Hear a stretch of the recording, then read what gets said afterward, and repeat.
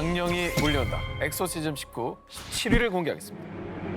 끝나지 않는 저주, 모모의 악령.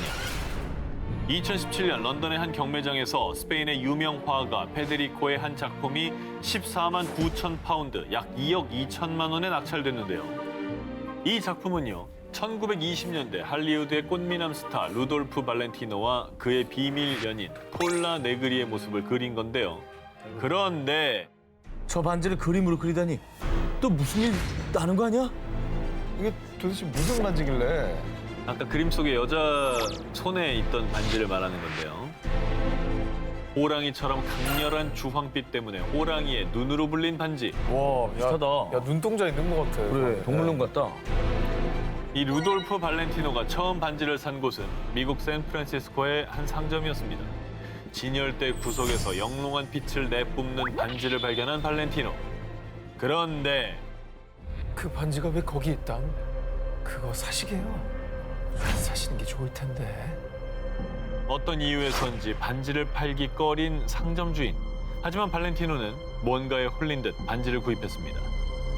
발렌티노는 이 반지를 1926년에 개봉한 영화 족장의 아들에서도 착용하고 등장할 정도로 무척 애지중지했는데요. 그런데 몇 달 뒤 건강했던 그가 급성 복막염으로 31살이라는 이른 나이에 세상을 떠나게 됩니다. 아, 죽었어요? 죽었습니다. 발렌티노가 떠난 뒤 연인이었던 배우 네그리는 그의 유품인 반지를 소중히 간직했습니다. 아이고. 그런데 그때부터 네그리는 이유 모를 통증에 시달리며 연기 활동이 어려울 정도로 건강이 악화됐는데요. 그리고 그쯤 네그리는 반지를 새 연인인 가수 루스 콜롬보에게 사랑의 증표로 선물. 에헤. 그런데 얼마 뒤 루스는 총기 오발 사고로 26세의 나이에 사망했습니다. 야, 저 정도는 뭐가 있는 거다. 이 정도 되면 있는 거네요. 그리고 또 바뀐 반지의 주인 루스 콜롬보의 친구인 배우 조 카지노. 그 역시 교통사고로 사망. 아우. 아니 이쯤 되면 악령의 반지 이미 너무 확실한데요. 거의 그렇죠. 네. 이 죽음의 그림자를 몰고 다닌 반지는요. 그 뒤엔 미국의 한 은행 금고에 봉인됐습니다. 잘했다. 그런데 아우. 은행에 큰 화재가 난 이후에 아 왜 그래? 반지는 온데간데 없이 사라졌다고 합니다. 야, 은행에 또 불났대. 그러니까. 마치 증발한 듯이 사라진 반지. 그런데 발렌티노의 친구인 화가 페데리코가 그림으로 그려서 세상에 공개했으니 반지의 정체를 아는 이들은 모두 경악할 수밖에 없었던 거죠. 수십 년 만에 그림으로 부활한 죽음의 반지. 또다시 그 저주도 부활하는 걸까요? 남양 특집을 탄 악령이 몰려온다. 엑소시즘 19 14위로 갑니다. 제임스 딘의 죽음을 부르는 차. 스포츠카, 모든 남자의 로망이죠. 이 차는 할리우드의 영원한 반항아, 제임스 딘의 에마. 포르 B의 550 스파이더입니다. 자동차 마니아였던 제임스 딘은 명품 스포츠카를 산 뒤 격자 무늬 시트로 바꾸고 보닛과 양문에도 자신의 레이싱 참가 번호인 130을 페인팅하며 자기 스타일에 맞게 커스텀했고요. 그리고 리틀 버스터드라는 애칭도 붙여줬죠. 그런데 정말 안타깝게도 제임스 딘은 자신의 에마 리틀 버스터드를 타고 캘리포니아의 고속도로를 달리던 중 반대편에서 오던 차량과 충돌. 이 사고로 극심한 경추 손상을 입은 제임스 딘은 결국 불꽃 같은 삶을 마감하고 말았습니다. 완전 휴지 조각이 됐네. 그런데 말입니다. 이 사고로 제임스 딘은 사망까지 한 반면에 반대편 차량 운전자 도널드 턴업시드는 가벼운 부상만 당했는데요. 게다가 운전자의 믿기 힘든 진술. 전 정말 맹세코 제임스 딘의 차를 보지 못했어요. 아니, 아무것도 없었다고요. 아니 정면으로 오던 차 받친 거 아니에요? 자기 눈엔 안 보였대요. 근데 갑자기 사고가 났대요. 그럼 저 차는 누구랑 아니 뭐 박아서 저렇게 된 뭐 거야? 순간 이동한 거야? 제임스 딘의 죽음을 시작으로 그의 에마였던 리틀 버스터드의 비극이 시작된 걸까요? 제임스 딘이 사망한 뒤 자동차 커스텀 전문가인 조지 베리스가 사고 난 차량 리틀 버스터드를 구입. 그런데 정비소로 옮기는 도중에 갑자기 차가 트레일러에서 떨어지면서 정비공이 크게 부상을 입고 말았습니다. 또 뭐 있네. 저걸 왜 샀어? 이후 카레이서인 트로이 맥켄리와 윌리엄 에크리치에게 각각 엔진과 드라이브 트레인을 판매했습니다. 불안하다. 그런데 이 두 사람 역시 한날 한시에 어머. 끔찍한 사고를 당하고 맙니다. 뭐야. 이것도 이게 뭔가 계속해서 저주를 내리는 차가 아닐까라는 생각이 들 수밖에 없네요. 그러니까. 이쯤 되자 조지 베리스는 더 이상 부품 판매를 하지 않고 대신 국가안전위원회의 도로안전 캠페인에 리틀 버스터들을 전시용으로 대여했습니다. 그런데 이번에 또 있어? 갑자기 보관 창고에 화재가 발생. 또 전시회 중엔 차량이 무대에서 떨어져서 부상자가 발생하기까지. 그래서 결국 전시장에서는 리틀 버스터드의 전시를 중단합니다. 그런데 툭 하면 사고가 나서 도무지 안 되겠어요. 차 돌려버렸으니까 그렇게 하세요. 예? 차 못 받았는데요? 차가 감쪽같이 사라졌고요. 지금까지도 리틀 버스터드의 행방은 알려지지 않고 있습니다. 어딘지 몰라? 야, 근데 이게 사라졌다고 하니까 더 무섭다. 그러니까 어딘지 모르는 거야.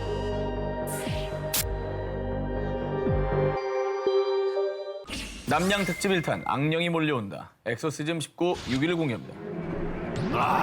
그렇지. 피 한 방울 없이 극강의 공포를 선사한 페이크 다큐멘터리 영화 파라노말 액티비티. 자, 이 영화 속에선 매일 밤 정체불명의 소리가 들리고 갑자기 액자가 깨지거나 의문의 발자국이 찍히는데 폴터가이스트 현상이 일어나는데요. 그런데 말입니다. 이 페이크인 줄로만 알았던 기이한 폴터가이스트 현상이 실제로 일어난 집이 있습니다. 페이크가 아니고 실제로. 2008년 로버트 플린 부부와 아들 베리는 영국 켄트주 그레이브젠드 지역의 2층 주택으로 이사했는데요. 그런데 엄마, 내 방에 누가 있는 것 같아요. 자신의 방에서 수상한 인기척을 느꼈다는 아들 베리. 그런데 정말 그때부터 집에서 믿기지 않는 기이한 일들이 일어나기 시작했습니다.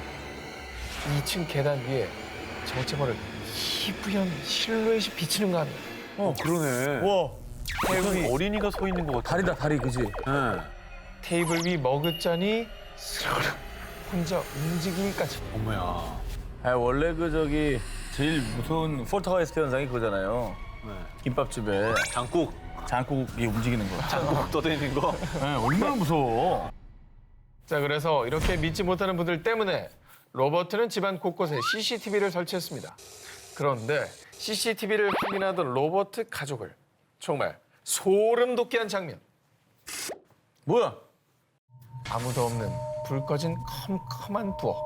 그런데 갑자기 허공으로 휙 날아가는 고무장. 뭐야, 진짜? 게다가 이번에는 아무도 앉지 않은 빈 의자가 말도 안 돼. 저거 뭐야? 저 뭐야? 또 정말 귀신이 장난이라도 치고 있는 듯 철문이 홀로 스르르르 닫혔다 열렸다를 반복하기까지. 와, 저거 되게 무섭다. 자, 이렇게 영상까지 공개된 뒤 로버트 가족의 집은 악마에게 스토킹 당하는 집으로 불리기 시작했고요. 그의 친척, 지인들도 더 이상 로버트의 집을 방문하지 않았다고 합니다. 이 사람들 이사 안 갔어요? 미스터리 하우스를 떠났다는 소식은 아직까지 전해지지 않았는데요. 과연 이들은 왜 집을 떠나지 않는 걸까요? 혹시 악령에 휩싸여 이 집을 떠나지 못하고 있는 건 아닐까요? 자, 2015년 영국에서 화제가 된 충격 소식. 악령에게 성추행 당하는 가족. 한 가족이 악령으로 인해 고통받고 있다는 내용이었는데요. 영국 웨일즈 지역에서 오랫동안 거주해온 키런, 트레이시 부부. 이들 부부는 개구쟁이 세 아들과 함께 평범한 나날들을 보내고 있었는데요. 그런데 말입니다. 2014년 10월 30일 할로윈이 지난 뒤부터 집안에서 자꾸만 일어나는 기괴한 일들. 푹 잤는데 왜 이렇게 등이 아프지? 여보, 내 등 좀 봐줘요. 그때 아내 등을 보고 화들짝 놀란 남편 키런. 그 이후 아내의 등에 시퍼런 멍자국이 가득했던 겁니다. 어메? 게다가 더 미스터리한 건 멍자국이 사라질라 치면은 또다시 선명하게 멍이 드는 일이 반복. 뭐야? 왜? 이게 무슨 일이에요, 도대체? 네 부모를 아주 잔인하게 죽일 거야. 부부의 세 아들들은 부모를 죽이겠다는 끔찍한 환청에 시달리기도 했다는데요. 자, 계속 아내와 아이들까지 고통받자 남편 키런은요, 결국 20년 경력의 퇴마사 로버트 아머를 집으로 불렀습니다. 그런데 혹시 누가 악령을 부른 적 있습니까? 설명도 없이 대뜸 가족들에게 악령을 부른 적 있냐고 묻는 퇴마사. 그런데 바로 그때 제가 할로윈 때 친구들이랑 위자 보드를 했었어요. 위자보드. 기억나시나요? 기억나요. 불신사반이야. 저희도 한번 소개해드린 적이 있었죠. 네. 악령을 불려오는 강령술, 즉 위자보드를 했다고 했는데요. 아이고.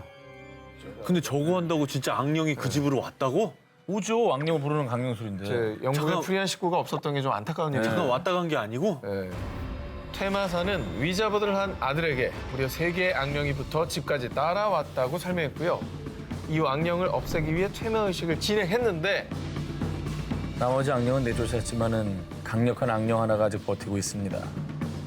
이 지독한 악령의 정체는 잠들어 있는 여성을 추행한다는 전설 속 악마 인큐버스였습니다. 전설에 따르면 악마인 인큐버스와 접촉을 오래 하면 건강이 악화되고 심지어 사망까지도 이른다고 하는데요. 저 집에서 어떻게 살아? 근데 저 지금 못 쫓고 있는 거 아니에요, 퇴마사가?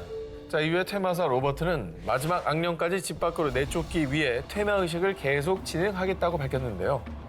과연 이들 가족은 무사히 이 끔찍한 악령으로부터 벗어났을까요? 만약 벗어났다면 그 악령은 지금 또 어디를 떠돌고 있을까요? 남양 특집 1탄 악령이 몰려온다. 엑소시즘 19 이번에 4위입니다.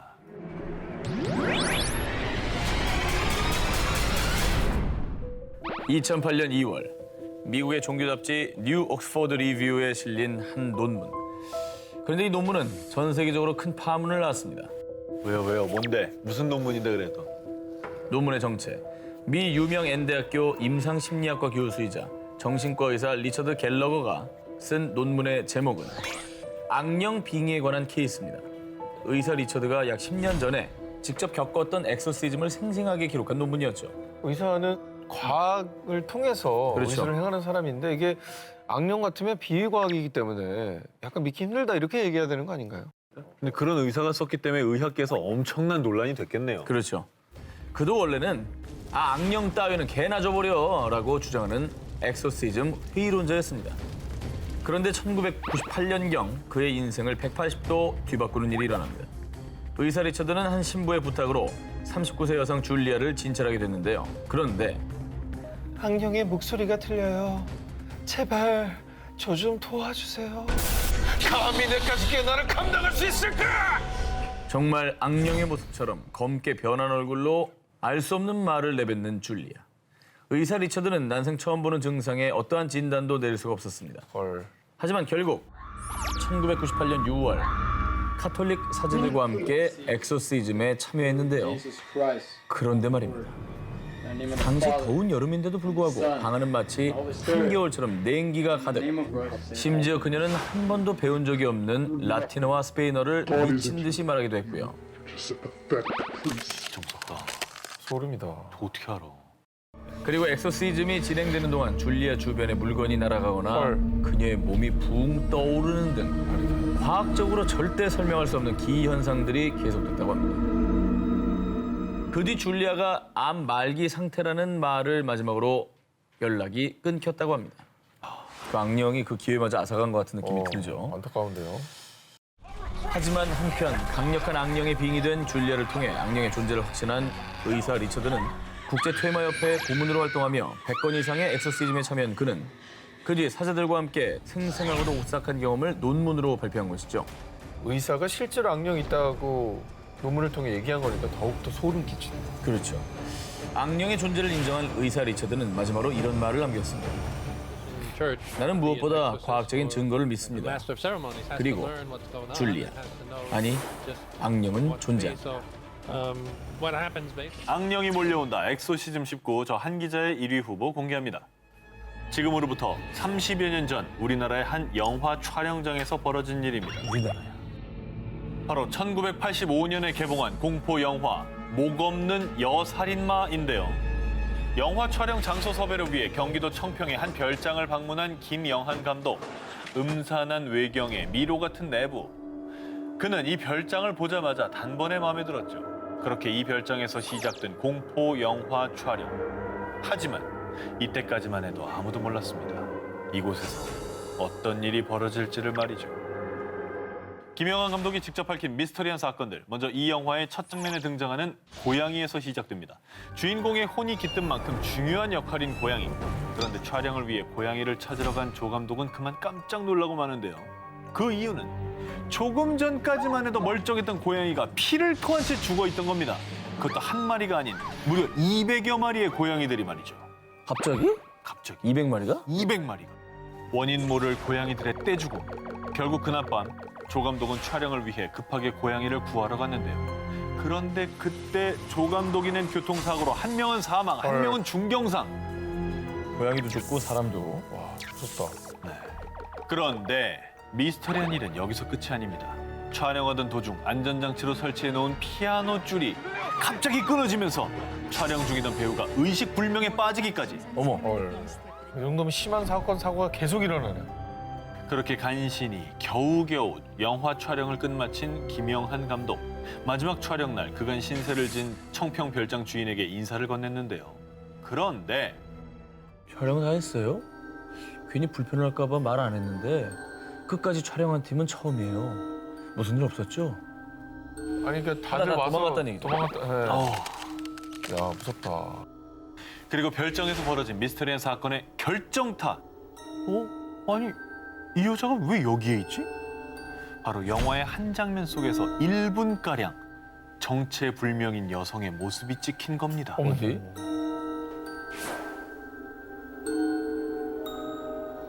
화면 속에 이 약간 좌측 쪽에 그다음 이제 여자 같기도 하고 그런 인물이 상당히 중요한 장면에 서 있는 걸 보고 전혀 예상하지 못했고 그 현장에 있던 사람도 못 본. 그런데 김영한 감독은 이 얼굴이 어딘가에서 낯이 익었답니다. 에? 그 이유는 10년 전 그가 조 감독이 된 시절에 영화 촬영을 하다가 안타깝게 감전사로 숨진 여배우와 이 화면 속의 여배우가 무척 닮아 있었다. 뭐야. 그러니까 뭔가 세상을 떠났다. 다시 나타나고 있다는 거죠. 소름. 미스터리한 사건들부터 숨진 여배우의 원혼까지. 과연 그 별장에는 어떤 한이 서려 있는 걸까요?